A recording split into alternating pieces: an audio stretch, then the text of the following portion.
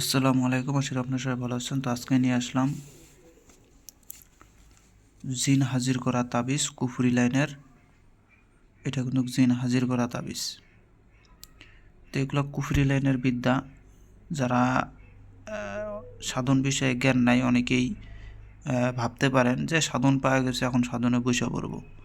এটা হচ্ছে মূর্খামির কাজ। যারা এই কাজটা করে তারা হচ্ছে মূর্খ। কেননা অনলাইন ইউটিউবে সাধন ভোজনের অভাব নাই, সবই পাবেন, কিন্তু কাজের বেলায় কিছু পাবেন না। কেননা সাধন বিষয় হচ্ছে এগুলো হচ্ছে গুরুর নির্দেশনায় চলতে হয়। যার গুরু নাই তার গুরু শয়তান, আর যার গুরু শয়তান হয় সে আর কি সাধন করবে সেটা আমার জানা আছে। তো যাই হোক, নকশাটা ভালো করে দেখেন।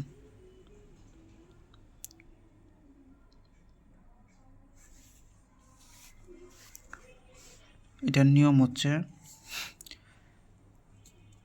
শনিবার মঙ্গলবার সর্বোচ্চ ভালো এক রাতের সাধনা, অমাবস্যার দিনের বেলা, অমাবস্যা যেদিন লাগবে সেদিন দিনের বেলা এই যে তাবিজটা দেখতেছেন এই নকশাটা আপনারা 320টা নকশা অঙ্কন করে রেখে দেবেন। অঙ্কন করে রেখে দেওয়ার পরে যখন রাত হবে, গভীর রাত হবে, রাত 12টা বাজবে, অমাবস্যা রাত, তখন সেই রাতে পশ্চিম দিকে মুখ করবেন, আগরবাতি ধূপধুনা আতর এগুলা লাগাই নেবেন, গন্ডি দেবেন, শরীর বন করবেন, গুরুকে স্মরণ করবেন, সামনে একটা পাতিলের ভিতরে আগুন ধরাবেন।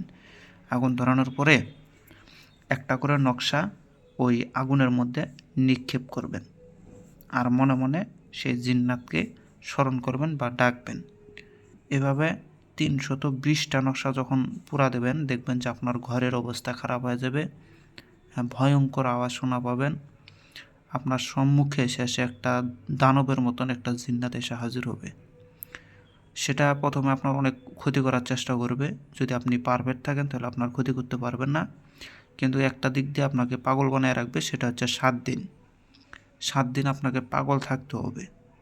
7 দিন আপনি পাগল থাকবেন, থাকার পরে সেই 7 দিন বাদে আবার আপনাকে ঠিক করে দিবে।